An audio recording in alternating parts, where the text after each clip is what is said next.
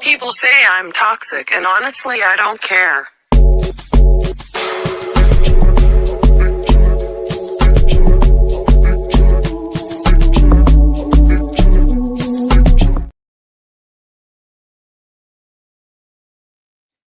Hello, good evening, good night, good morning, good afternoon, wherever you are. I'm Abs of October Red, and we are back once again for a live watch along. This time it's for, I believe it's the IBF Super Welterweight conversation and commentary for the fight between Murtazaliev and Kelly.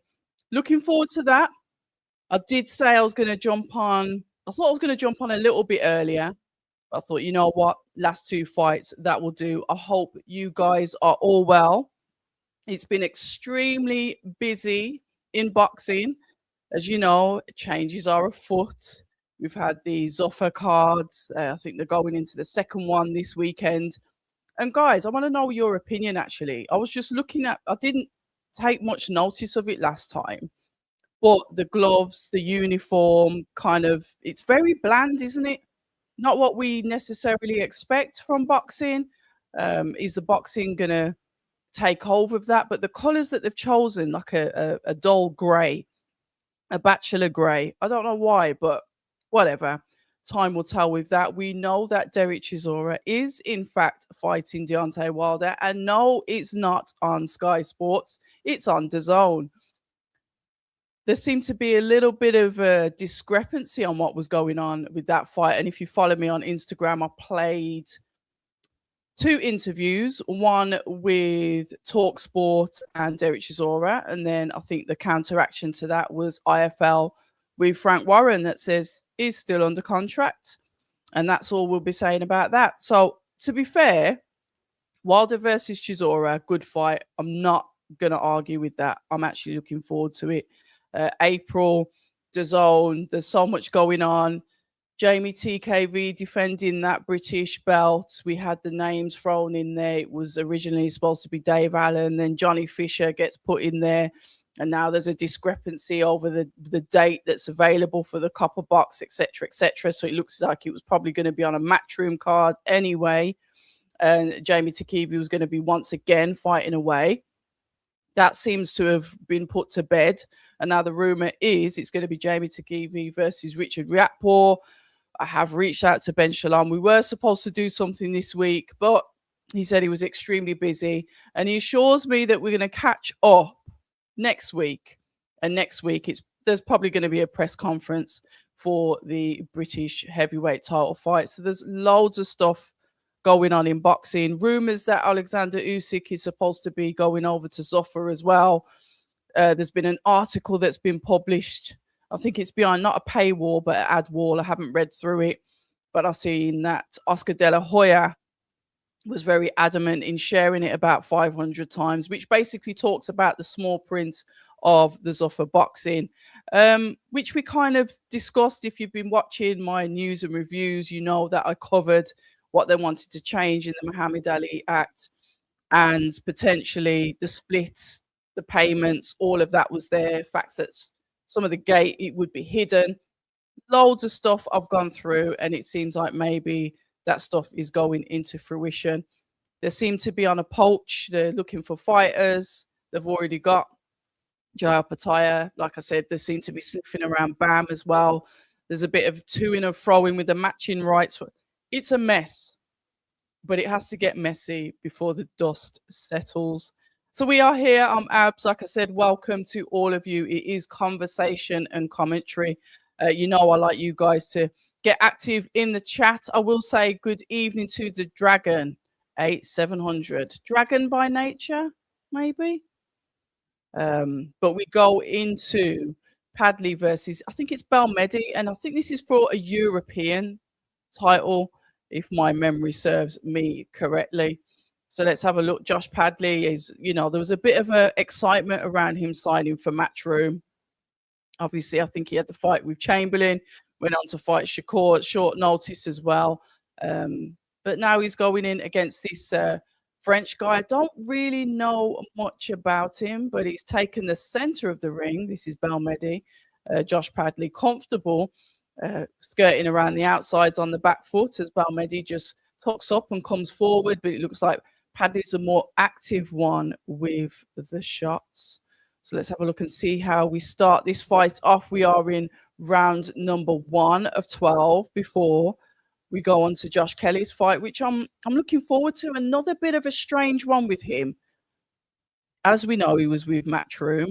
After the Avanesian fight, he obviously disappeared, went over to Wasserman. I was there for his signing for that. A fight that he's always spoke about, a fight that he's always wanted is Conor Benn. We'll see how that goes. Whatever with Wasserman, I don't know if they've got some kind of, I don't know, management capacity with him, but he's definitely not loaned out. But he's back with Matchroom. They've re-signed him.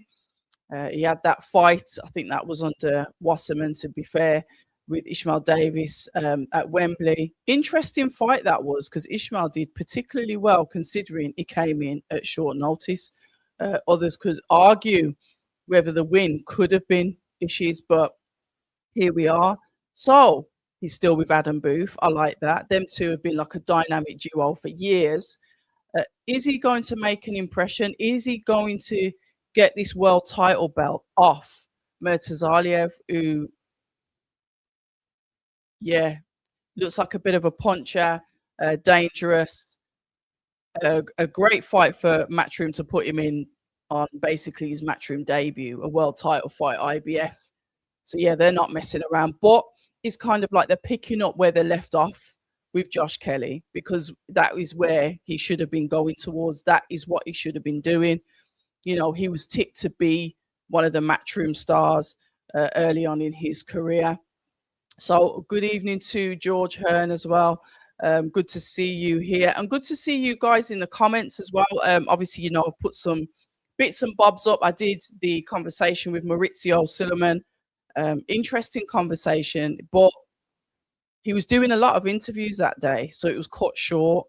So I didn't get to say, or I didn't really get to get that much in depth to have the conversation I wanted to have with him. A few of you quite rightly put some bits and bobs in the comments that maybe you wanted answers to, and he did say put questions in the comments. His PR messaged me after the interview and said any comments, he's prepared to answer them. There was a lot of statements, but there wasn't that many comments. So questions, sorry. So I need some questions for you guys to go back to him, but hopefully we'll catch up soon. He seemed okay with the conversation that we had. And to be fair, I reckon he would have answered anything that I put to him anyway. We were just warming up. And then obviously he had to go.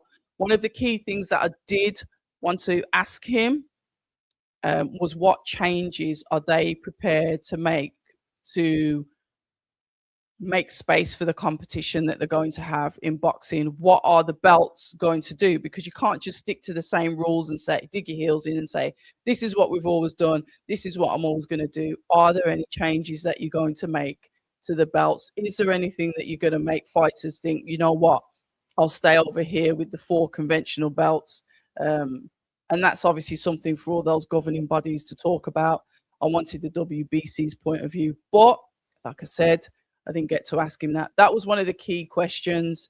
Mr. AK, Super K, where have you been? Good to see you. I think it'll be a short night, and I can't see Kelly getting to the final bell. It's a tough fight. But we've said that before. It's boxing, is it? We've just seen Alif Turhan. She didn't do particularly well in this fight. She did exactly what she did last time. And probably hindsight, as they say, is a wonderful thing. I'm thinking, did Beatrice just fight the wrong fight and just let her mow her down? Because this girl was slightly more elusive on the back foot, but Alif was swinging and missing and going into the ropes. So it's like this girl had studied her and was able to see her like coming from miles away. I do agree with what obviously the commentary team was saying. Tony Bellew in particular, after the fight with Ade, he was saying, look, she's really got to knuckle down and get some skill with it, because she goes up against some serious competition. Josh Pedley knocks down Balmedi. That's good. Round number 2. Brilliant work from Pedley there. She's going to get some tough competition with the likes of Caroline Dubois. We've got Terry Harper. These are the girls. Padley's going for the stoppage here, pushing Balmedi back. He's on the back foot. Doesn't look like he wants anymore. Just holding on for dear life. The ref gets in between the two of them and he goes down again. I'd say that's potentially his legs are gone, but they've not ruled it as a knockdown. You can see he's tucked up now. Doesn't want any of it. On the back foot. Swings back in survival mode. Gets Padley in the clinch. As Padley just walks forward now. Looks to get that stoppage. Could be another early night. Yeah, for the likes of Caroline Dubois versus Turhan. Yeah, that could be a scary fight. He goes down and the ref waves it off onto his side, then onto his face. The ref says, forget it. Well done to Josh Padley. He's got the European belt. Well done. Good performance. A nice, quick, and easy, easy fight. So yeah, Elif, she retains the belt. Who's she going to go in with next? We shall see. Let's say hello to the chat. You guys are starting to come in now. Let's have a look. Beautiful golden dragon, legend. I love that. I love all the signs. I love all of that. All the red stuff in the emojis. Sound like Erica Kirk now, but I didn't bury my husband 2 weeks ago. Anyway, let's not be morbid.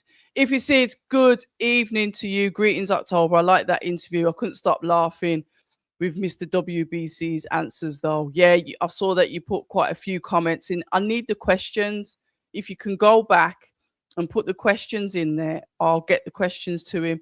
And then maybe, I don't know, do another, or a Q&A. We could do a live with him. Obviously, as long as it's not abusive. I like to get guests on the live and maybe do a Q&A that way. I think he wouldn't mind that, to be fair. He was quite open.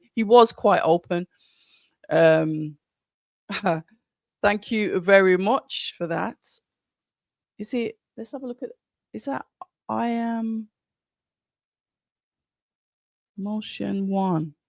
Thank you. Lovely voice. People usually squeal at my Birmingham accent, but I'll take that compliment. Take it. Philip Answer, good to see you. What's happening so far on the card? Apologies. I just wanted to catch up with the chat as I do. Padley's stopped him in round number 2. Nice, short, quick and easy fight. Took the belt and took it properly, because that's the way you win it, don't you? You take it. TL Shakur, Martin, good evening to you. Martin, I'm going to go for Shakur. I know quite a few people have been doing like the comparisons, you know, with the Usyk and the Fury and the Errol Spence and the Crawford, you know, with the face-offs and stuff like that. And there is a pattern, but I'm going to go for Shakur to win. Yeah, I think I'm going to do that. I like the press conference. I enjoyed the press conference. I thought it was quite entertaining. To be fair, the ring cards, you know, they are entertaining. They do get the entertaining fighters on there, the ones that are willing to speak up. And TL's an absolute character, but I'd like Shakur to get the win. I think with TL, after that Lomachenko win, and I just had a feeling that he'd beat Lomachenko. After that, has he really performed to that like level again? So I'm going to go for Shakur. Definitely going to go for Shakur.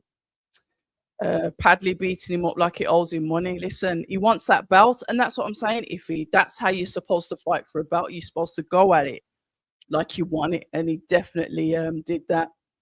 Legal Eagles, good evening to you. Interesting. So you're hearing that Baumgardner and that Caroline Dubois are in talks. Interesting. I think it's a great fight to happen. As Caroline got to go up by 5 pounds, I can't remember, with the women, because they fluctuate through the weights. It's never open and shut with me, and sometimes I forget what weight they are. I mean, it's a good fight, but does it need to happen straight away? That's the only thing. I'd like them to build it. I think that's a fight that I'd like to see them build. I'd like to see Caroline have just a couple more fights, not for any particular reason, but just to build the momentum. These guys, they're part of the same team. Why would you rush and put them together straight away? Not saying that it's not a worthy fight because it definitely is, but build it up a little bit. I know they say strike while the iron's hot. We've seen plenty of fights that should have been made and didn't get made, and it kind of gets sour. I think there's still more room to build those two. I love you. Greetings, October Red. I can't wait to see the main event. Bakram is a destroyer. Kelly hanging there. Yeah. You listen, as soon as I saw the beard, and then I just thought of MMA, and then I heard Russian, and then obviously I'm a fan of the Soviet style with boxing. I'm a fan of over that side of the world, how they do their training and how they box. Um so yeah, it could be particularly dangerous, but it's boxing. We don't know. We don't know. And I haven't watched enough of Bakram. I've seen some highlights that they've put up of him, but I haven't watched enough of him to like make a full blown conclusion. Let's have a look. If he's saying I'd love to ask him why the other boxing organizations don't complain as much as he does. Yeah, that's a fair point. I think he's like an advocate or he's a spokesman. He's quite proud of that belt. That came across when we spoke, Iffy. He's very, very proud of the WBC. I think it goes back. I think his father might have been involved in it. Obviously, Roy Jones involved with it. I think there's a long-standing history with that where he treats it like it's a family member. So he's very precious about it. Are the other are the other organizations that intrinsically linked to their belts where they feel like they die for their belts? Because you know what Maurizio Sullivan is like. He will go everywhere with the green and gold. He's very, very passionate about it. And I could sense that when I spoke to him, to be fair. And I ain't gonna knock him for that. Yeah, the fees. I know a couple of you were talking about the fees and the percentages and the 3% that was capped, etc., etc. But like I said, when you agree, you can't agree to sign for something or to do something if you're not happy with the terms. I'm not saying that it's fair. I'm not saying that the amount of money that they take off the fight. Listen, I'm not a fighter. It's not my pockets that they're dipping into. Um, but I'm a strong believer that you must read the small print. You must understand what you're getting into, because it's pointless complaining afterwards. Do you know what I mean? It's like, all right, well, what are we gonna do? So, and I see what Zoffa's doing. They're taking. I mean, what's gonna happen with Joe Apatow with the IBF? Is he still even talking about that belt? Noel McKaylian, WBC belt holder. What's gonna happen with that? Are they gonna fight? Are they fighting for the belts? Or they're gonna vacate the belts? It's all very up in the air. But the key thing is, and what it looks like Zoffa's doing, if they're going for key fighters that are already champions, and then they get them to obviously relinquish the belts, then it's about the fighters. Then it's about them rather than the belts. They become the brand, they become the name, and then they introduce obviously the UBO, the Zoffa belt that they're talking about. I don't know, tricky. Martin's agreeing with me. He's saying, yeah, I think Shakur on points. Yeah, yeah. I've just got, like I said, it's a gut feeling. Who knows? If you're saying, yeah, Padley hasn't lost his hunger, which is good, and so many fighters lose their hunger, don't they?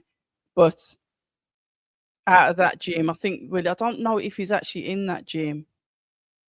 But Dalton Smith, when I saw Dalton Smith, when I went up to their gym for like a media day, Padley was in the gym that day, but I'm not sure if that's his actual gym or he just turned up because he was a new signing, etc., etc. So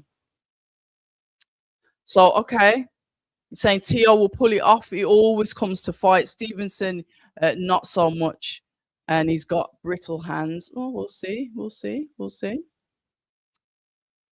So if you're saying I hope Boo throws in the towel ASAP, Kelly's false confidence isn't fooling me. If you put a bet on, that's what I want to know. I want to know how much you put on this, Iffy. Because Iffy always backs that up.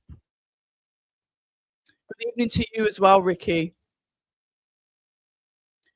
He has main character syndrome. Is that I take it you're talking about Maurizio. I don't mind all of that.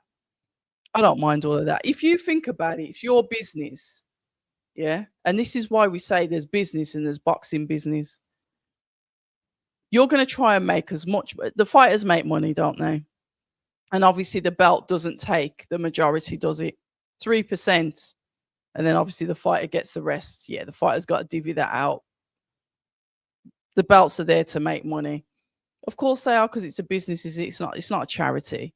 One of the good things that Maurizio told me that the WBC do is insurance for fighters, because that's a main real bugbear of mine, that fighters, you see them getting into fights, getting really sometimes life-changing injuries, and they've not got private healthcare. I suggested it in the first place as part of contracts, etc., part of the purse that they get. There should be a percentage of that that goes towards healthcare, because you got a license to kill when you go in that boxing ring. They should have some kind of insurance, but that's just me. Maybe that's the mum in me. Fair enough. He does brand it the best hat and t-shirt, grade A marketing. Yeah, because he does. He pushes it out everywhere. So I can't knock that. If he goes on to say, I think with the Zuffa, there are tiers of contracts, and Opetaya will have flexibility as he can still fight for undisputed. But those unknown, less established have to say, like the UFC fighters, there shouldn't be a tier system. But I guess this is how you're going to build the empire. They needed the carrot to get the main characters in, didn't they? Like I said, when you've got a contract, you've got to read through everything. You have to have like a qualified sports lawyer who's I don't know, top lawyer that works with top fighters, top footballers, top F1 drivers. You need to have that expertise in your corner to go through that and say, okay, what does this mean for me in the long term? It's not about, everyone's really got like, they're so short-sighted. It's like, yeah, okay, I can get this now, and they're not thinking about the long term.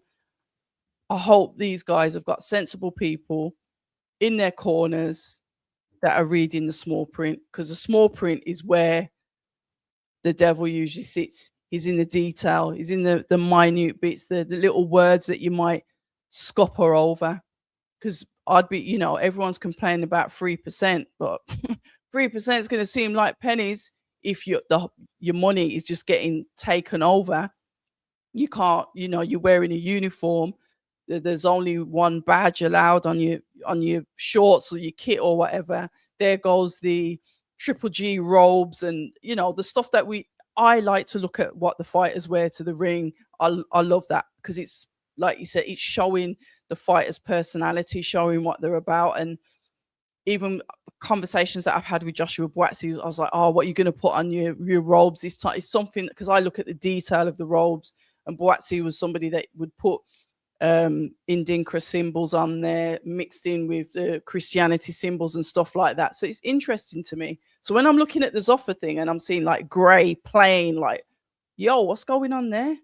But we'll see. We shall see. If he said Bacoli ironically lost his hunger after his biggest, but he didn't lose his hunger, did he? Let's be honest. In metaphors, he lost his hunger after his biggest payday. But props to Padley. Yeah, with I don't even know what is happening with Martin Bacoli. That's another good question. Seems like after he took that short notice fight, things aren't really going that well for him, are they? If he said, I think Lopez is winning, and yes, Accumulator is going well so far. If he always backs the ups, but seems to make money off it. Kelly's got good footwork, nice angles, but his work is not effective enough. He does struggle with pressure fighters, as we saw with Avanesian. He seems to have his engine seems to be okay though, and he's going to need that with a pressure fighter, because he's going to have to move around the ring. So we'll see. We'll see. Did I see the Ring Magazine awards last night? Only the clips, Ricky, that were put on social media. I didn't necessarily like watch them. No. Were they good? I saw everyone taking pictures with each other, which is really nice. But no, I didn't watch it in detail. I know that Chris Eubank was there and he might have said a couple of words, but no, I didn't watch it in detail. That's something I'll probably watch later on in the week. It's just a dinner night, is it? I mean, what did you think of the awards? Anyone, if you watch the awards, what did you think of it? Is it good to have these award ceremonies every now and again to appreciate the fighters, etc., etc.? Were the awards fair? Were they biased? Were they just giving it to their mates? I don't know because I didn't watch it, but please feel free to put that in the comments. My Body Manager, a company called First Fight Management. He's got a book for up and coming fighters to read. Management Top Fighter from Errol Spence and Brian Norman. Yeah, you contracts are important. If he goes on to say the shorts are so bad, what are Zuffa playing at? It's like food with no seasoning on it. That's the only thing I can use to describe it. I mean, if it's going to be plain or whatever, at least choose something that's a bit vibrant, a bit eye-catching. It's that dull, I didn't notice it. And then when I went back, I thought, oh, why are they just wearing that? The grey gloves, the grey shorts. The awards were cool. Those shorts were, yeah, it did. It looked like PE shorts. They just looked really dull. The awards were cool, but the fans should vote. Okay, so it's like that internal voting system. Yeah, it's a tuxedo and it's a black tie affair, isn't it? For all the people to get together and talk about how great they are. And I think award ceremonies are good, but like you said, where was the voting for it? Did we vote for the best? I don't know. We might have done, and I probably just didn't take any notice of it. But fair play. Yeah, you know what it is. But Maurizio was there at the Ring Awards yesterday with his medallion on, with his medal on around his neck. I thought, I wonder if them two are going to come to blows. What I've said, and I don't care, I'm quite honest about it, is the way I see it, like obviously Turkey's coming to boxing as a heavy investor. He's obviously I think he started off with Frank Warren. Then he moved over to Eddie Hearn, learnt the business, learnt the strategy, learned about the fighters, learned about the money, learned everything there is to learn about a sport. And then he thought, tell you what, I'm going to invest in setting up my own boxing, like promotional company with Dana White. So in any other business, that would be classed as a conflict of interest. But here we are, and everyone seems to be okay with that. But if I'm honest, if it was me, I wouldn't be too happy with it. That maybe I've sat down and spoke to you about stuff, and then you've gone on to use that stuff against me to try, to try and get fighters to go over to another promotional company. It's very boxing. It's just it's a slippery game. So if he goes on to say, let's have a look. I think Turkey has done with the UK market. He's conquered it. AJ and Fury fight is his last effort. Do you feel like we're just not getting? And it's interesting that you say that, Iffy, because I'm thinking, are we running out of talent and investments? Have we got anybody? And I mean this like globally. Are we looking at any fresh blood, any fresh talent to invest in? Is there anything that's popping out to you guys? And it just might not be popping out to me. Are we getting like talent that you're looking and thinking, yeah, 10 years time, that's going to be the one, or potentially 5 years time, that's going to be the one? Or are we just regurgitating old fighters over and over again? Are we still living in like the 2022? You know, is that where the excitement is? Are we losing this excitement with the fighters? Are fighters of that caliber, of that character? And it just seems like we're entering a phase where it's just the last of a dying breed of fighters. That's the way I see it. So, are we getting stagnant? So Iffy goes, America, well, this is according to Iffy, America has more fighters and more talent. And that's the thing with me, Iffy. You know, I'm quite patriotic and biased. And I tend to just kind of like live in the UK and maybe not appreciate our cousins across the pond as much as I should do when it comes to talent. But I just feel like because there's so many people involved, it's getting spread very thin. Therefore, it loses that buzz because there's so many people involved in it. And I always equate boxing to like life experiences. Now, if you say, for example, a lady, single women, they go out, or single men, you go out, and there's a 100 fantastic looking women, and it just gets to the point where there's just nothing new, is there? Because everyone there is doing the same thing. It's the same. Where's that magic?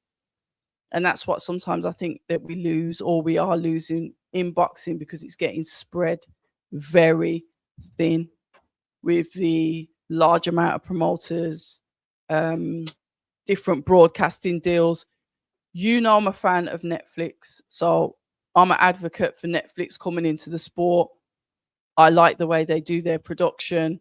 I'm a massive fan of even the talent that they have for the commentary on the desk, going around and speaking to the people in the audience. I like their setup. Netflix to me is great for boxing, and you know it's great for boxing because everyone knows Anthony Joshua. Of course we do.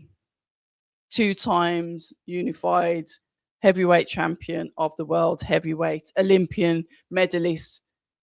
But look what Netflix did for his profile. Whether you want to admit it or not, look what it did for his profile. And guess what?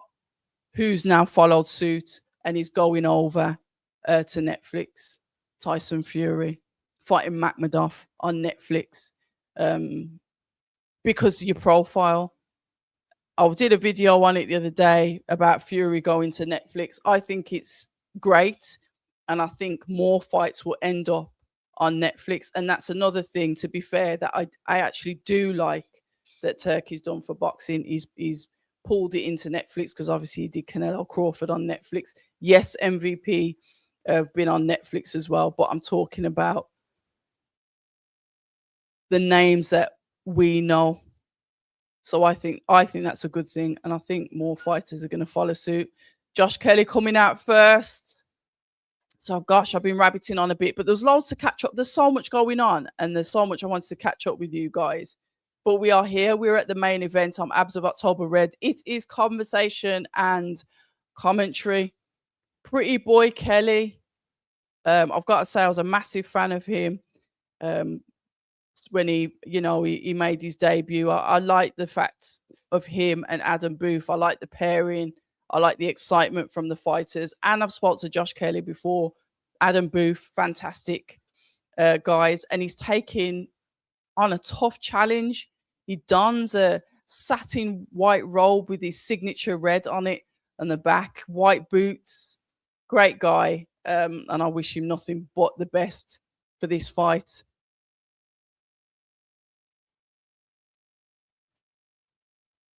Let's have a look. He's coming out to Michael Jackson. PYT. Right, if he says, I feel the UK talent is literally retiring within 2 years and America has the future prospects. Don't get me wrong, Iffy. I think we've got some here, but I'm just saying, is that anybody giving you that spark, that magic to say, yes? Do we need more of that? And so many fighters in general don't want to fight each other. The Zuffa model doesn't allow the diva culture that is currently. Yeah, I hear that. I do hear that. But to be fair, with that not wanting to fight each other, we started to see that filter through to the Eddie Hearn shows, to the Frank Warren shows. We did start to see that because they were Eddie. I remember speaking to Eddie and Frank Smith years ago, and they were always talking about, we really love the UFC model. It's not about losing fights. It's about having the best fight in the best, etc., etc. You can go back 3 years ago when I was speaking to Frank Smith, and that's probably one of the first things he said to me. No ring walk music either. That's crazy. Murtazaliev is in the ring. Coincidentally, he's also wearing red and white. His red is more pronounced on his robes. Oh gosh, I'm looking forward to this fight. And no, I will not be stopping up late. I did think about stopping up late because I do want to watch Tio and Shakur go at it. But I know I'm not going to stay up, so forget it. I'll be lying to myself. Utility Arena in Newcastle. We are here for the live watch along. There is no footage for Murtazaliev versus Kelly. Kelly's revamp with Matchroom, and they've put him in a fight like this to start off with. Fair play to them. And it's the IBF belt, isn't it? Super welterweight. IBF are very strict with their rules. They like you to, they're quite specific on who they want you to fight. And if you do not obey their rules, they'll take the belt off you. Just like that. No questions asked.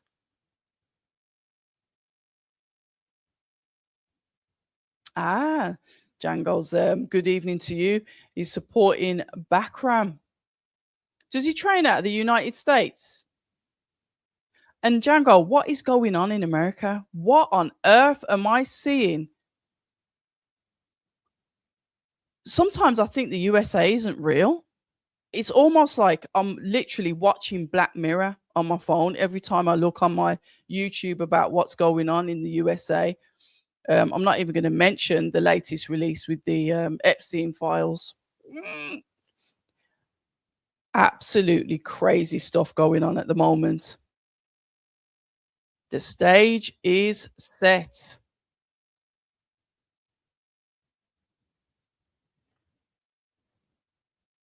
The time has come. He likes to shout at you. He does say things twice.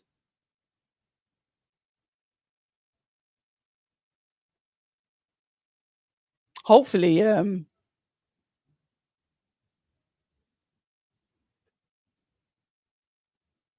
think Queensbury's hinted that they've got another show coming up in April as well, after the Tyson Fury show. So I'm interested to see what that's going to be. Hopefully we should get some announcements on that. We have got the Magnificent Seven coming up with Queensbury, and I love the Magnificent Seven cards. I'd say out of all the cards that they do, that's definitely my favorite. March the 28th. Looking forward to that. Back at the Co-op Live in Manchester. I will be there for fight night, and I'll definitely be there for fight week, getting those pre-fight interviews for the channel and for you guys as well. Hopefully get to pin Frank Warren down. I've been chasing Frank Warren for weeks. Cannot get hold of him. But hopefully I'll get hold of him on fight week. I love this.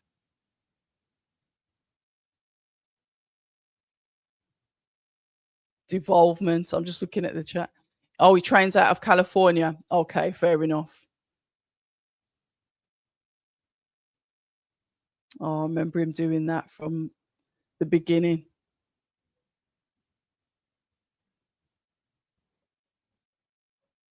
Yep, California. They've just said it to rubber stamp that there. Oh my God, I wonder how long this is going to last. Guys, put your predictions in the chat, please. I'm not going to be scoring, but we will be doing commentary. Oh, if he's put Kelly's about to get the 10K steps in. Oh my God, you guys are just the best. You are a sight for sore eyes, trust me. Here we go. Ref's got them in the center of the ring. Reading them, I'll say it's almost like their last rites touch gloves as they walk back into their respective corners, and everyone starts to climb out of the ring, and it's just the two fighters and the ref left in the ring before the first bell goes, and it goes now. We've got Murtazaliev straight into the center of the ring. He's got that high guard there with the parry, the jab hands almost in that parry position, that style. Once again, Kelly on the back foot. Murtazaliev lands his first jab. Kelly on the back foot, not uncomfortable. It's just a positioning of Murtazaliev. Kelly throws in a nice 1-2, going to the body of Murtazaliev, throws out a jab. This is the work of Kelly to Murtazaliev, going in there confident, on the back foot, but confident. It looks like Murtazaliev was trying to feel him out, but Kelly says, no, I'm comfortable. Let's go in. As Murtazaliev lands a jab on the stomach of Kelly. Oh, beautiful. Kelly goes into dipping a shot, and Murtazaliev just whips that hook right into where Kelly was dipping. Nice work there. I like the stance of Murtazaliev. Like I said, that jab hands out in that parry position as Kelly lands a 1-2.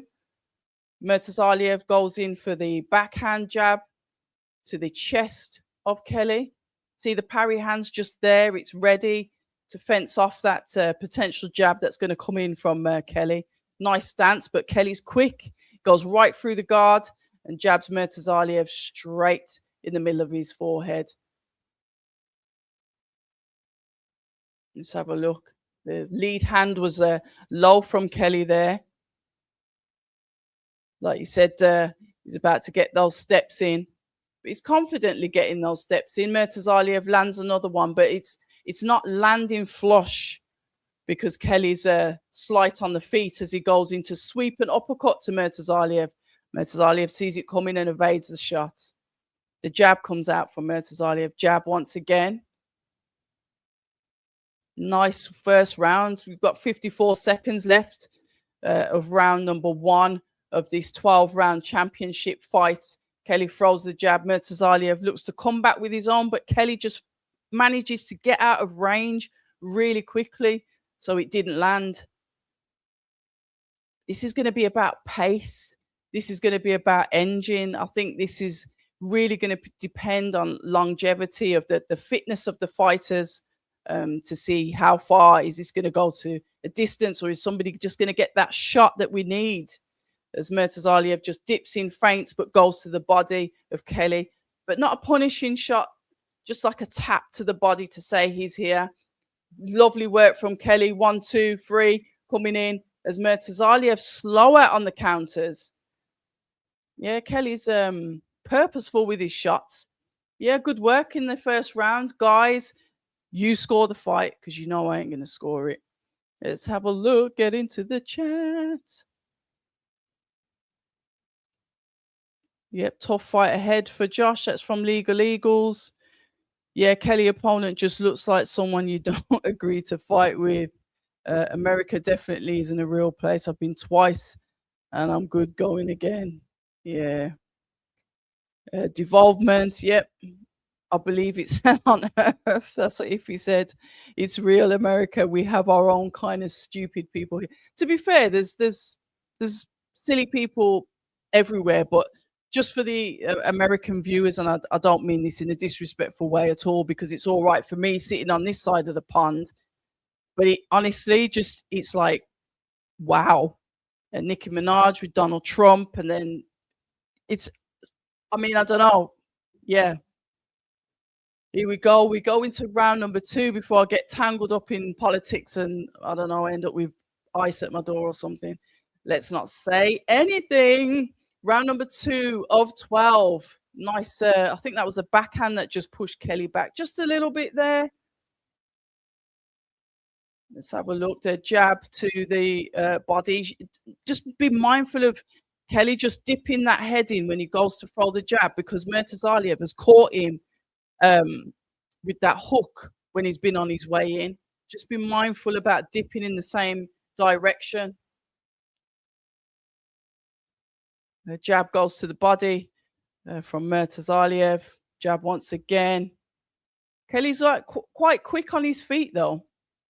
He's not necessarily letting the shots land flush, saying that he went for the backhand there. Just loaded up with that one, but Murtazaliev evaded it.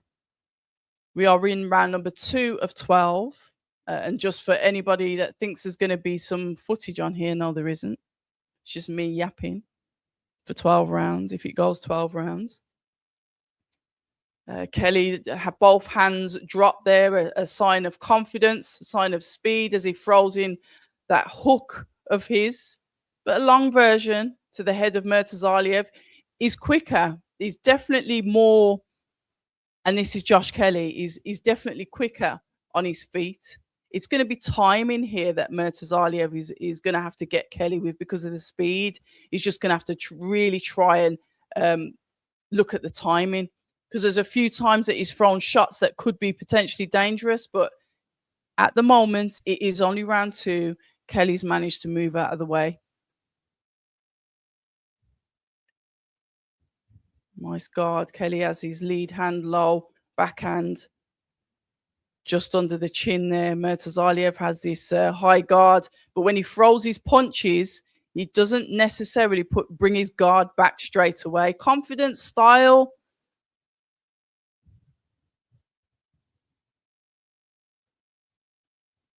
Let's have a look.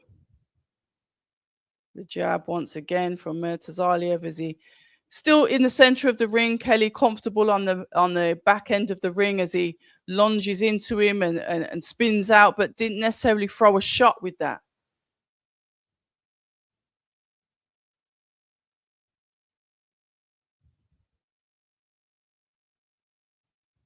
There's a Murtazaliev there trying to come forward just to land the shot. It's going to be, wow, lovely shot there from Kelly, but it was countered by Murtazaliev.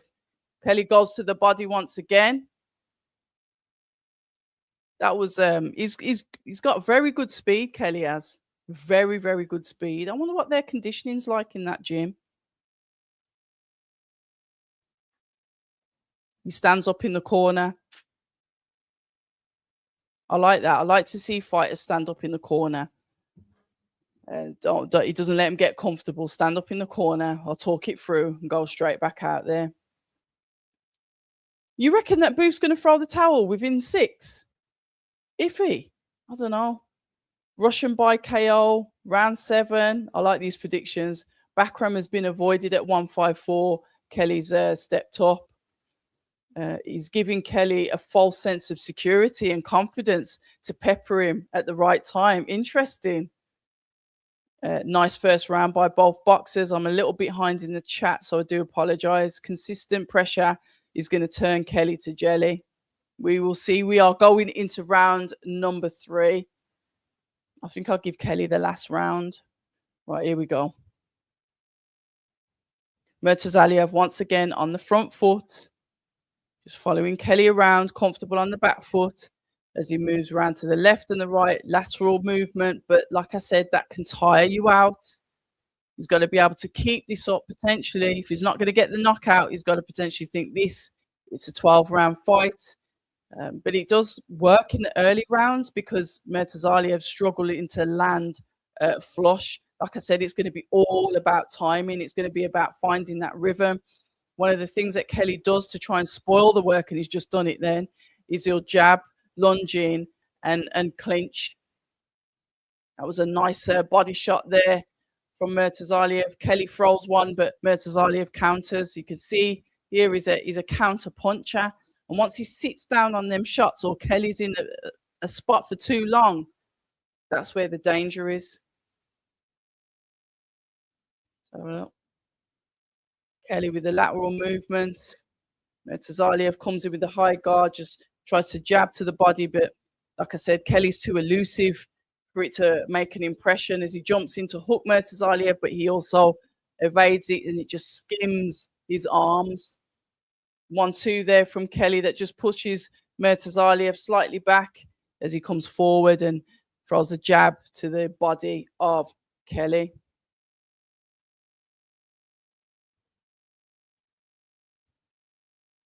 Nice backhand once again from Murtazaliev. As Kelly throws out his own jab, double jab hook there to Murtazaliev. Jab, jab. This is the work of Murtazaliev to Kelly. As he goes for the head twice and goes for the body. When he tries to throw that backhand, Kelly just moves out the way there. That was either a check hook from Murtazaliev or nice 1-2 landed there from Kelly. The two landed neatly on the chin of Murtazaliev. That doesn't seem phased. Still walks forward. Still bouncing on them toes. Still has that parry hand out to try and dazzle the work of Kelly, but he just doesn't seem phased because Kelly's got a nice sharp jab that he can actually get through the guard. So that fencing style isn't necessarily working against Kelly at the moment. Both of them bouncing on the toes as we're coming to the end of round 3. This is going extremely quick. A flurry of shots thrown there by both men, but nothing really landing. Interesting fight. This has not gone how I thought it was going to go, you know. Even round, but judges most likely give it to Kelly. Yeah, I don't know. I don't even know what Nicki Minaj is doing. Lyle Kelly looks like he'll be in a flash knockdown. Yeah, it's gonna be timing with this one. It's not, the pace is too quick, so he's gonna have to time him. And the thing is, Kelly's good at the defense. He's good at getting out of the way to know when the shots are coming back. Quite skilled. Yeah, I agree. Legal Eagles says good combos by Josh at the end of the round. And if he goes on to say that Kelly's catching him and landing cleaner, yeah, the punches are definitely cleaner. It's like he's read the rhythm of Murtazaliev and knows when he's going to come in. I'll say that, and something crazy happens in this round. But yeah, he's quite good at reading his opponent. It seems like he's studied him quite well. Obviously, a lot better than I have. But Kelly looks confident in there. And you can also you can see the bruising around the face of Murtazaliev as he just catches him with a hook to the face there that causes Murtazaliev to drop both hands, almost like surprise that he's actually getting to him.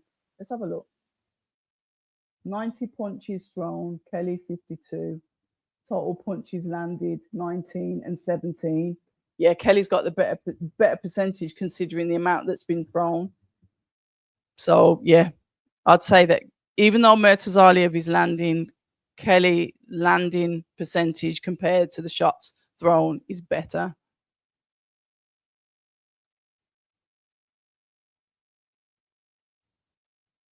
Round number 4 of 12. We're just halfway through, nearly halfway through this round. Oh, he's got him. That's a knockdown. Yep, standing count. He's got him. And he's smiling. Woo! If Josh Kelly smells blood now, is he going to go and try and go for the stoppage early? Who said flash knockdown for Kelly? Well done for that. This is where the maturity is going to come in now. And what is Kelly going to do? Fair play to that. That was excellent timing.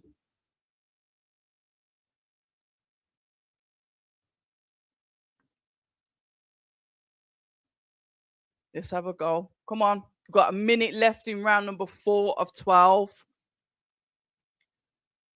As Murtazaliev lands one to the lands a body jab to Josh Kelly. Let's have a look. I wonder if he's waiting to see as Murtazaliev lands another one, a jab. You can see that his instincts are kicking in. That must have woke him up. He looks like he's more focused now. Murtazaliev, it's almost like, nope, I ain't having that. The ego of the knockdown 23 seconds left of round number 4 of 12.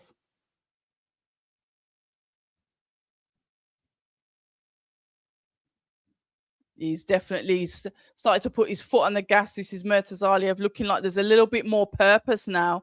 He didn't like getting knocked down. Didn't like that at all. Kelly just seems quite relaxed. Not really done anything after that. Maybe he's going to wait and see what his coach said. Sorry, Iffy. You said Kelly would get a flash knockdown, not get knocked down. My bad. Yeah. 10-8 round for Josh. That was sweet.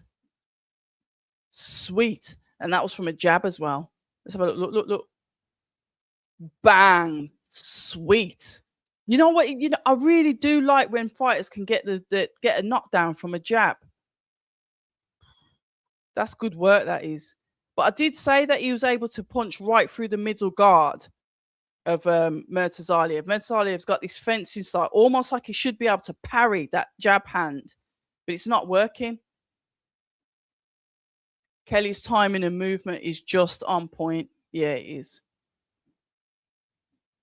Fair play to him. But we are in round 5, and it is a 12-round fight, and anything can happen. This is the IBF Super Welterweight World Championship. Josh Kelly's first fight back with Matchroom since, I don't know, a few years. He's been boxing under the Wasserman banner.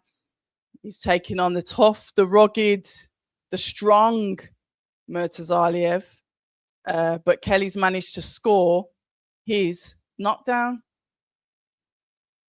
So, yeah, good work as we head into round number 5.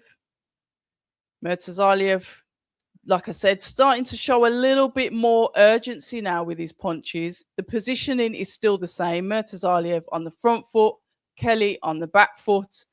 But like I said, now there seems to be a little bit more urgency from Murtazaliev. He's not happy that he's been knocked down. But once again, the jab comes out from Murtazaliev, followed by a quick succession, almost at the same time, the jab from Josh Kelly. And Murtazaliev has got the counters, but his timing's just off. Whoa! He got him with a nice 1-2 there. And that's Murtazaliev worked to Kelly, but he got into the clinch.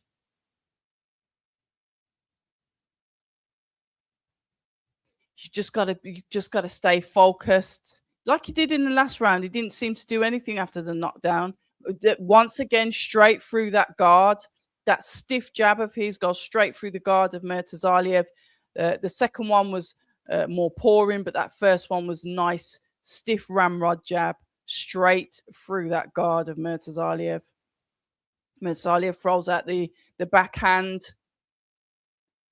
and he throws his own 1-2-3, just skims the face of Josh Kelly with that uppercut that almost missed there.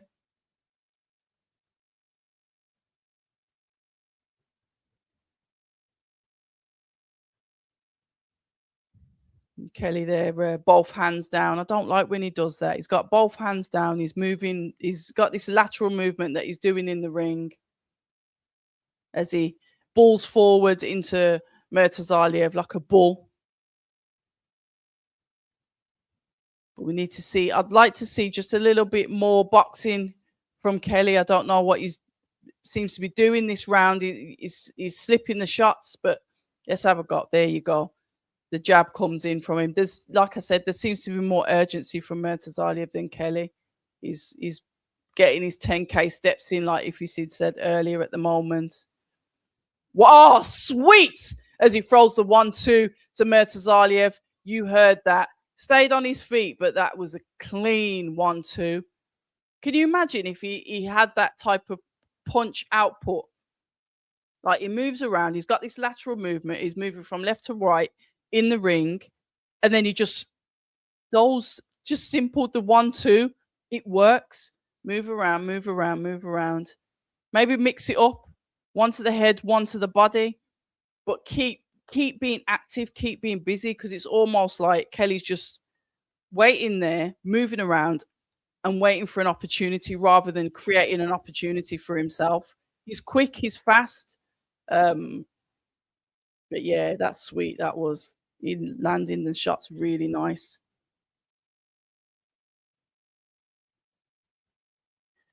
Right, the dragon is saying now Bakram will catch him. Murtazaliev is too one-dimensional for a plan B or C. We are going into round number 6 now, halfway through this championship fight. Let's have a look. Murtazaliev, same positioning, center of the ring. Josh Kelly on the back foot, moving to the right, moving to the left. That lateral movement, hands low from Kelly. He doesn't sense any urgency as he flicks out and attempts to jab Murtazaliev. As he moves around on the back foot, there we go. As he launches into him with a jab, goes to throw the backhand. Nice flicking out that jab from Josh Kelly. 1-2 as he goes in for the clinch with Murtazaliev throwing some punches inside the clinch. The ref separates the two.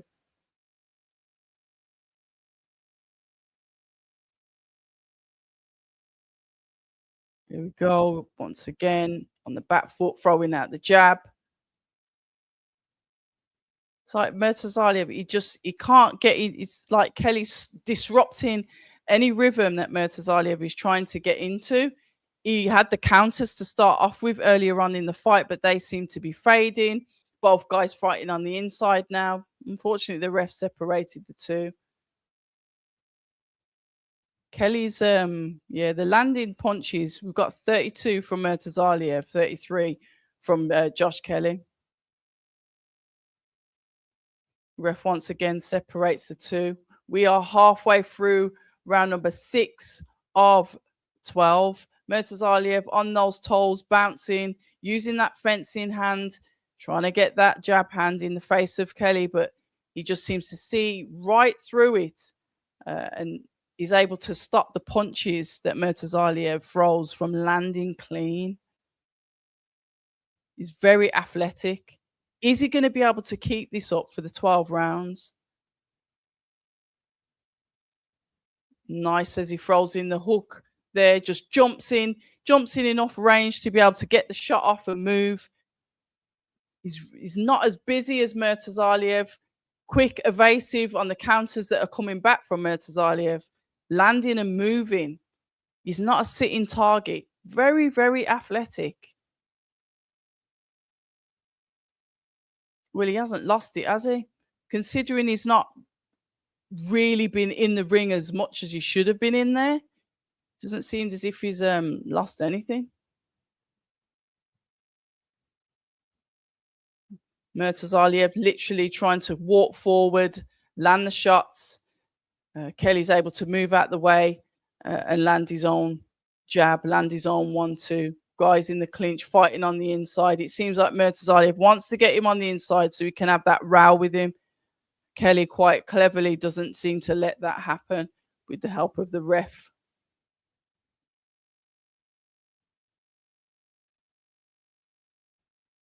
He's getting his 10K. Another good round for Josh. Yes, I agree. Kelly's moving too much. Yeah, he is, but he's keeping it up, isn't he? He doesn't seem to be like falling short. It's working for him. Is he going to keep it up for another 6 rounds? He's got that flash knockdown. Will he get another? Guys, let me know what you think. Who is highest on the cards?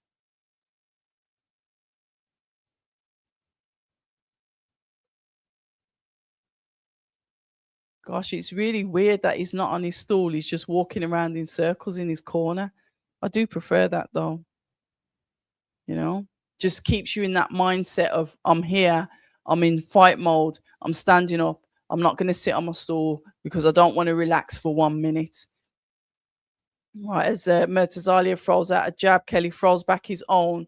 The positioning remains the same. Kelly's hands low, only up when he feels like he needs to have them up. He's moving, evading the shots that are coming in from Murtazaliev as he throws out a jab. Murtazaliev tries to counter. Like I said, Kelly's just too evasive to let him land comfortably. It's like he's just waiting. You can almost see what he's doing now. Kelly's waiting for Murtazaliev to come in a certain way so we can throw that 1-2 once again. And it is the 1-2 that he's relying on. We know that Kelly's known for being a hooker. We've seen the fact that he can give those hooks. A nice uppercut comes in from Murtazaliev there.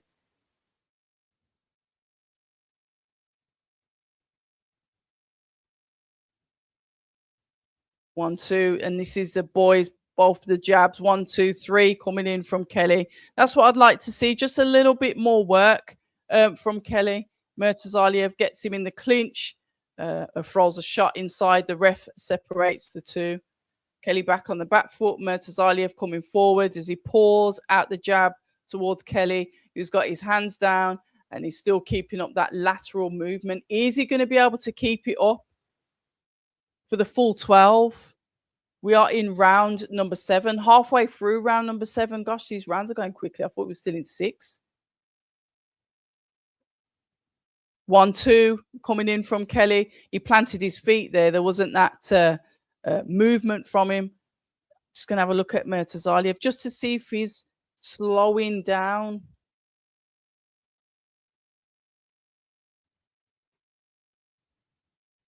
Once again, that lateral movement from Kelly as Murtazaliev throws out a jab to the body of Kelly. Let's have a look. 1-2 comes in from Murtazaliev there, but like I said, because Kelly is so elusive, it's not landing clean. And look at that hooks. Lovely hook comes into the body to Murtazaliev from Kelly. That wrap, the speed that he's got, he's not slowed down at all. Really good work from Kelly here. But when you get that good work, this is where it can get tricky. I think a backhand landed there. Kelly's doing a bit of showboating, and he always did. And this is the Josh Kelly that I remember. He was somebody that did used to showboat in the ring. It's nice to see that he's still got that with his character, that confidence, that cockiness.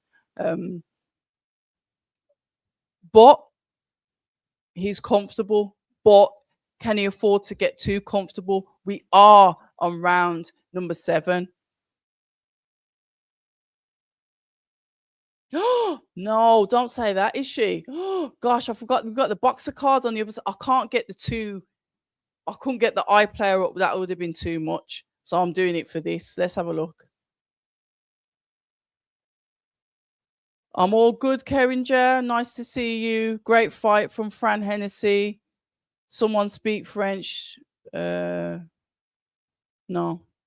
Hennessy's getting Brock up. Is she? Can somebody let me know what's happening on the boxer card, please? Another solid round, but don't get cocky. Yeah, it's one of them, isn't it? But he's like that.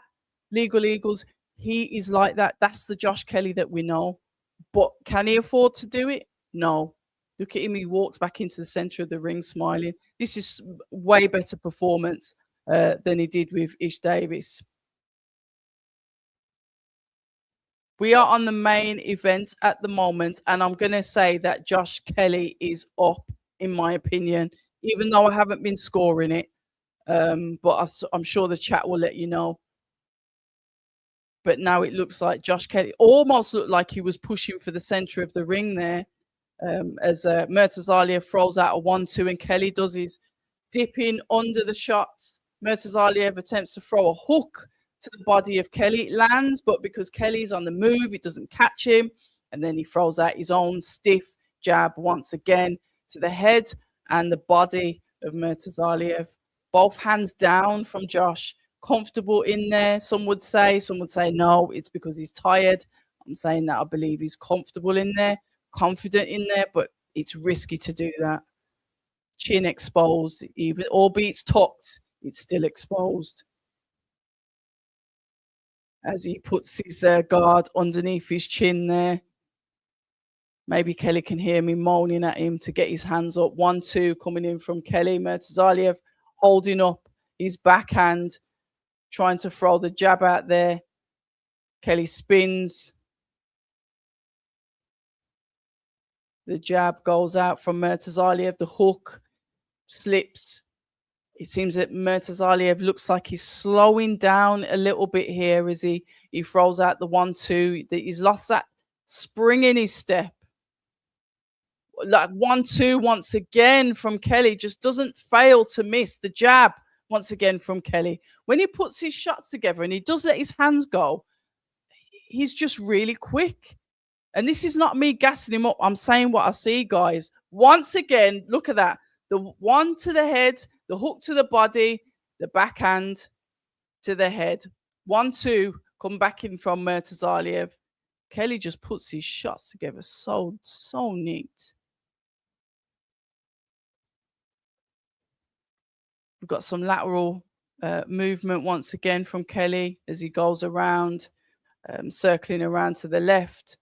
Comfortable on his feet, hands are down as he moves back around to the right. Murtazaliev just trying to cut that ring off there, but doesn't seem able to do it because anytime he tries to pull Kelly down, he slips and he moves out the way, which is what he's just done there, and even throwing a cheeky jab at the end of that lateral movement as Murtazaliev he can't pin him down.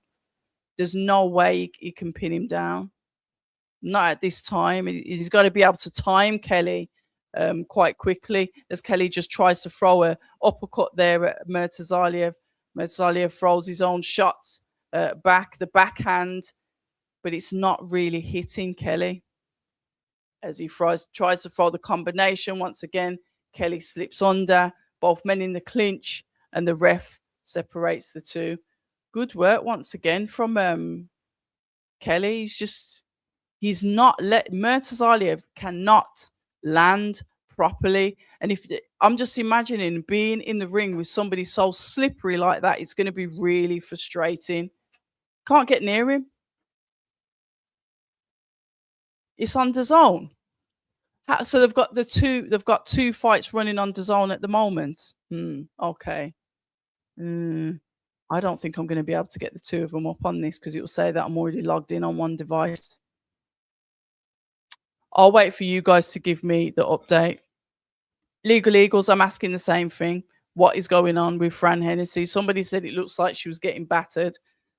68 DG, good to see you. Good evening. Good performance. Is that from this card? Is that from Josh Kelly? Yeah, if so, yes, he's doing really, really well.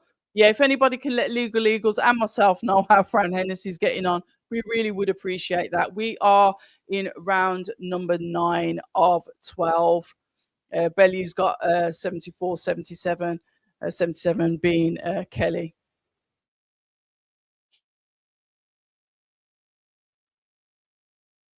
I think it's a little bit wider than it is. I'm just listening to the commentary. It's the way that Kelly, to me, looking at the way that Kelly's putting his shots together, throwing them, landing, and his movement, and Murtazaliev not really being able to get his shots off. She says, I just think that Kelly's doing a little bit more, but he has had points, to be fair, in the rounds where he seems to have just took time off, especially after he got the knockdown. He just thought, I don't need to work for the rest of the round now. I've got this knockdown, but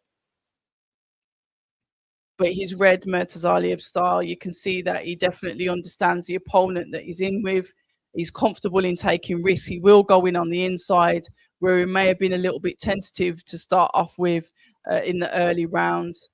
Murtazaliev tries to get his own combinations off there as Kelly was momentarily in the corner and just falls on the floor. Oh! Was that a knockdown?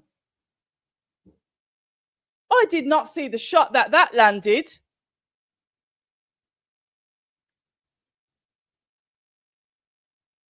Hold on. Guys, did you see that? What did he get in? With? Oh, Murtazaliev's going to try and go in for the kill now. And Kelly's smothering the work with the clinch. Ooh, tables turning in round number 9. He's got him again. Murtazaliev hits Kelly with a backhand. And he's wobbling on his legs. He didn't like that at all. You need to keep them flipping hands up. We've said this already. Ooh. Oh, the tables have totally flipped. It's the timing. You got him on the inside, Kelly on the inside, and that's where he got him and knocked him down. Oh, I need to see a replay of that. We've got 34 seconds left in round number 9 of 12.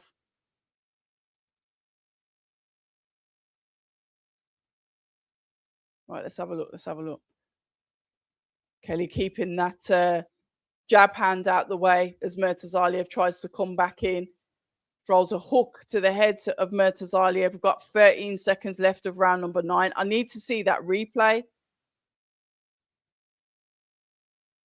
Oh! He's down again. That is definitely a knockdown. Whoa! He said it's not a knockdown. That was a knockdown. Or are you going to say he tripped over his legs?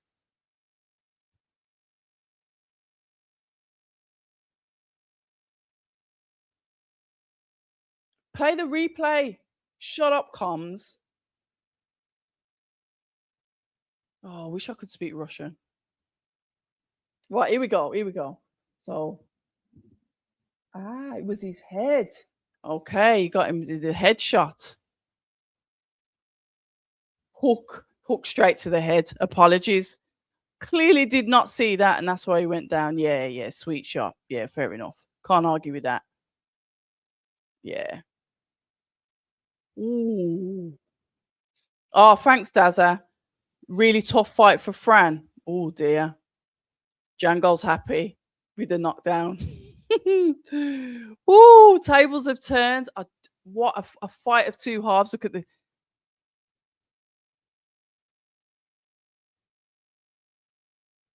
Round 10, we're going into the championship rounds now, guys. 10 of 12. Kelly, I'd say, has been knocked down twice. Murtazaliev down once earlier on in the fight. Kelly later on. A terrible round 9. Ooh. Oh, if he says, I'm trying to, I don't want to look at the chat. Right, here we go. Jab comes out from Kelly. I don't like the look of Kelly's legs. Let's have a look at his legs. Does he look a little bit unsteady on his legs, ladies and gentlemen? 1, 2, 3. Is that work coming in from Murtazaliev? I'm trying to not look at the chat while I'm doing this. The jab hand comes out from Murtazaliev to Kelly. He's starting to land now. Is this where the confidence starts to falter? The guard is up now on Kelly. That lateral movement has slowed down. Is that because he's tired? Is that because the confidence? Murtazaliev's coming out with him with a little bit more vim than he had before.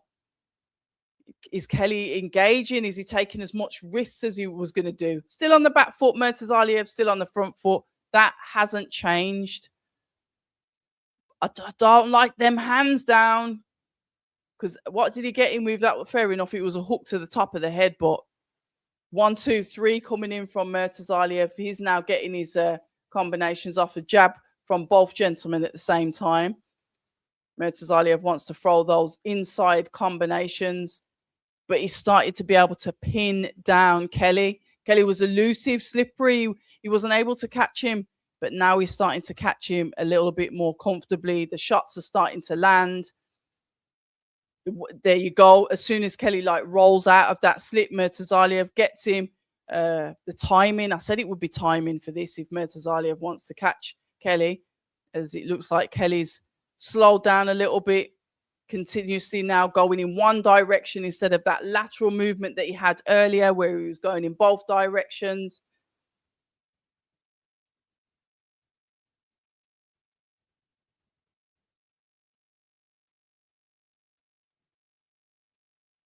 I'll tell you what, the tables have really turned on this, but that's why we like the sport. The jab comes into the body from Murtazaliev as he tries to throw a hook into the arm of Kelly. Kelly there trying to throw his own counter hook, didn't work. Some feints there from Kelly. Murtazaliev is now the one that's moving out of the way. Kelly looking to plant his feet.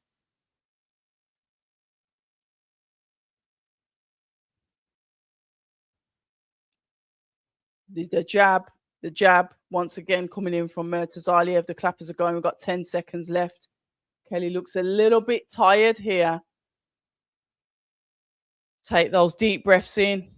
Right, let's have a look. Da, da, da, da, da. Right, quickly. Gifted decision for Hennessy from Iffy. Dear. Fran won. Could have went either way. That's from Dazza. Kelly needs to punch more. All to play for. Yeah, I agree. Right. Punk Pop not dead. Good to see. Ain't seen you in ages. Fran was lucky. Yikes. Legal Eagles. I heard Fran won, but I'm hearing she was lucky. Yeah, that's kind of like what's in the chat. If I was watching the Hennessy fight, but kept your commentary on in my earphone. Did Kelly get Did he get complacent? I think from that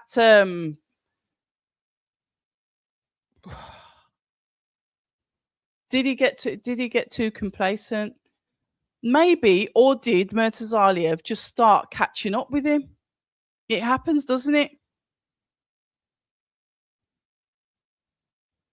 I've lost on the scoring now. Guys, you're going to have to put who you think's winning in this chat. Basically, Kelly's been one knockdown. Murtazaliev one knockdown. I'd argue that Kelly's gone down twice, but I think they ruled the second one not a knockdown. But we need a fresher Josh Kelly now, because Murtazaliev getting that knockdown later on in the fight is going to give him nothing but confidence. What? Oh, he just slipped. There must be something on the floor. Yeah, Kelly just slipped there through a nice shot, just slipped on the floor. Maybe the floor's a little bit wet. I don't know who's winning.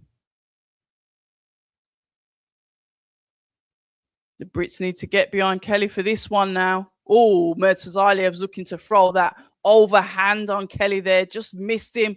That could have been curtains if it landed. Murtazaliev, we needs to be careful now with what he's doing, because he is also getting a little bit reckless.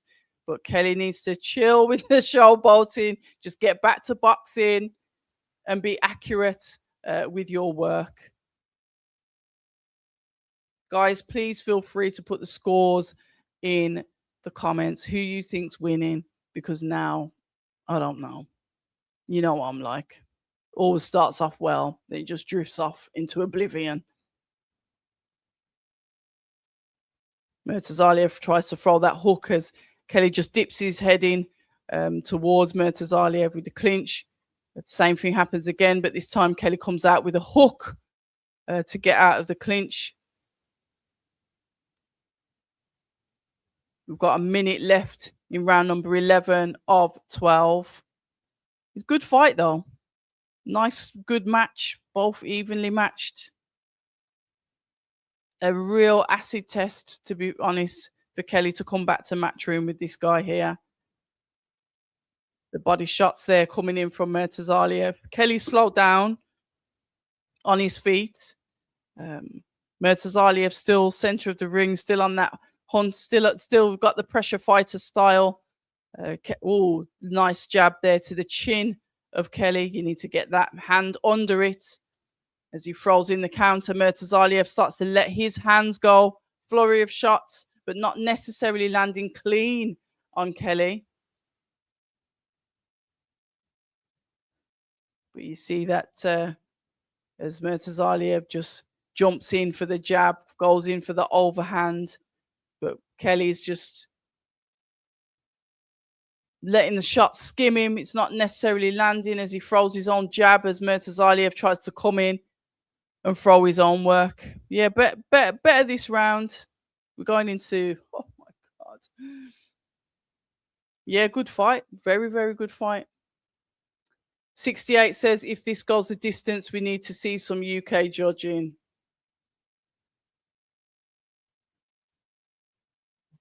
In UK land, draw or Kelly by UD. Wow, is our reputation that bad for judging in the UK? Kelly is what's called boxing a front runner. Yeah, his coach, and well done to Adam DeBooth saying that to him. He just grabbed him by his face and said, focus. I like that. The father look, focus. Because it does seem that he does drift off a little bit. Hopefully I'll get to speak to Adam soon. I like speaking to him. People say that he's awkward, but he's not. He's all right. Right, here we go. 12th and final round. Guys, who do you think's winning this fight? I mean, anything can happen in the final round. They could literally go all out for it. At the end of the day, a right hand came in from Murtazaliev then. I don't know if the clinch from Josh Kelly held him on there, but whoa. That looked like it was a heavy hand as well. I was about to say, are they going to go all at it? Murtazaliev definitely is. Kelly cannot fight the fight that he's been fighting in the last few rounds. You're going to have to either go for it or box and move. Can't be doing no showboating. Murtazaliev is literally closing the gap, letting his hands go, and the shots are starting to land. 1-2. That's from Murtazaliev as Kelly throws his own out. The jab landing from Murtazaliev. 1-2. Overhand. It seems as if he's getting the better of Josh Kelly in this last round. A minute has already gone. Josh, stop showboating, man. You're making me nervous. Don't do that. I don't think he's done enough to confidently say he can showboat for the last 2 minutes. You need to start boxing.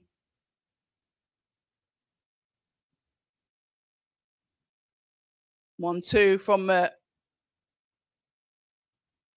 yeah, I don't think that's a knockdown. I'm sure there's a slippy corner there. That's the second time he's been down on the floor over there, and that's not from a knockdown. Murtazaliev obviously frustrated that Kelly went down onto the floor. We've got 1 minute 20 seconds left. Murtazaliev gets a nice cheeky one on the chin of Josh Kelly as he throws a couple more flurries towards the face of Josh Kelly. They did catch him, but Kelly stands through them. He needs to really be careful. There we go. There we go. Kelly starts to let his hands go. That is the Kelly that we know. Letting them hands go in the corner. Bish, bash, bosh in the face of Murtazaliev. What a fight. What a fight. 50 seconds left of round number 12 of 12. Yeah, good fight. Good fight. This is what we want to see. Excitement because we don't know what's going to happen. Good matching this is. Gosh, has he done enough? Has Kelly done enough to win? I don't know. Murtazaliev's coming back with the jabs. Kelly still on the back foot, hands down. Murtazaliev trying to land those shots. We've got 20 seconds. Kelly jeering the crowd to cheer him on. The showboating from Kelly is really making me nervous. He's got to stop this. Go on, just let your hands go for the last 10 seconds. Kelly, win the round. Win the round. The bell's going to go.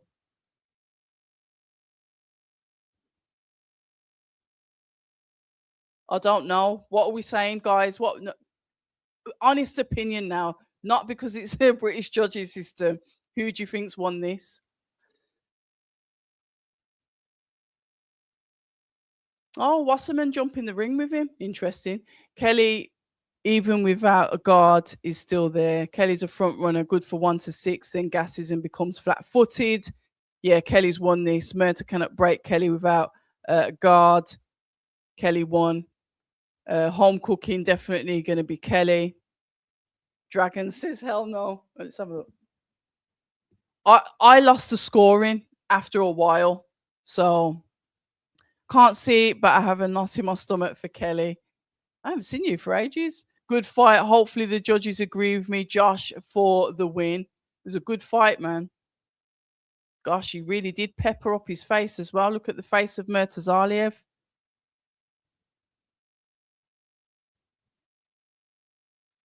Yeah, I like that fight. Oh, what we're saying, what we're saying. I just can't wait to hear the scorecards. The scorecards are going to be...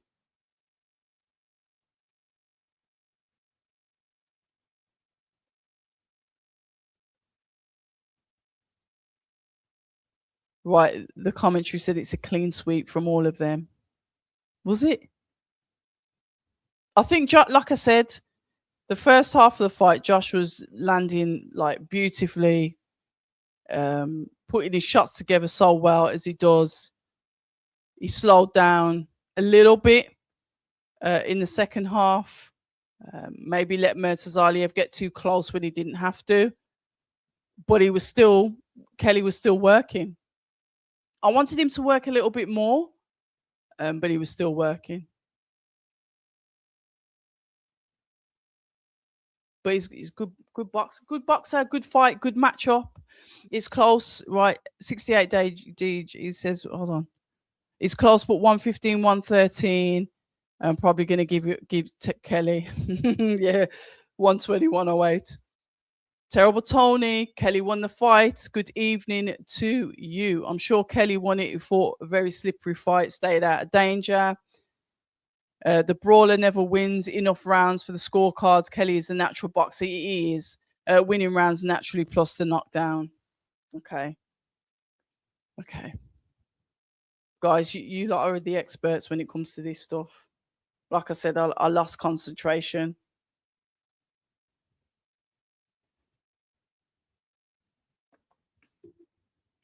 Yeah, we've seen people's faces battered before and they've still won. Man, Mert is the champion. If you could not break Kelly without a guard, Kelly won. Fair enough. Here we go. Come on, let's listen to the scorecards, guys.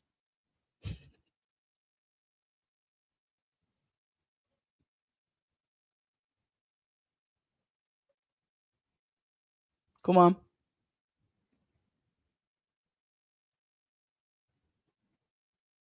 113. 113.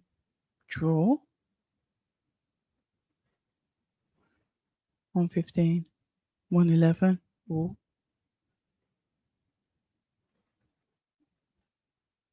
That's close. For you. Oh, Josh Kelly's done it. Right.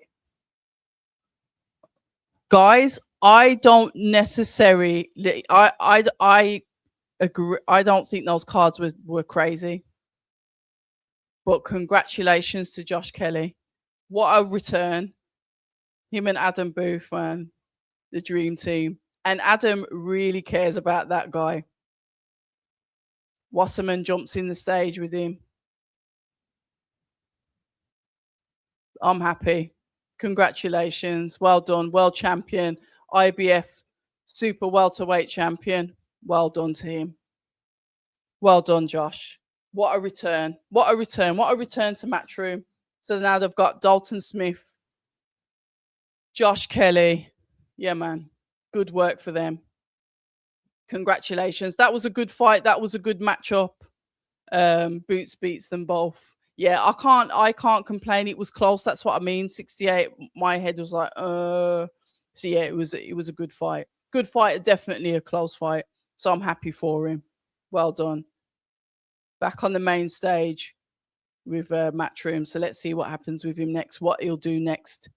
So well done. See who's gonna call out.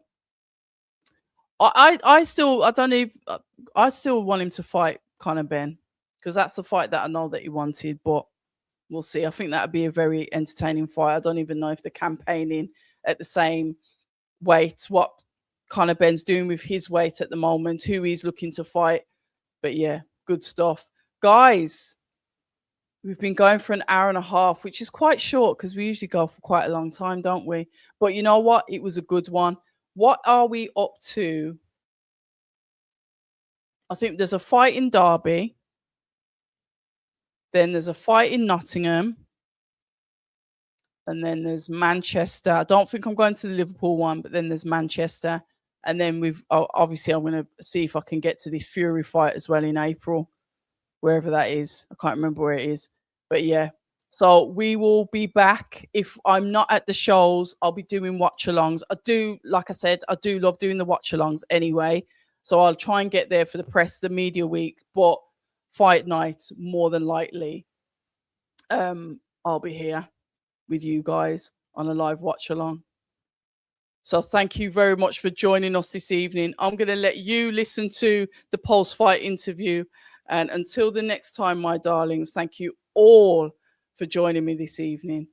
Enjoy the fights later on if you're staying up to watch that. Not me. And I'll see you soon. Stay ready. People say I'm toxic, and honestly, I don't care.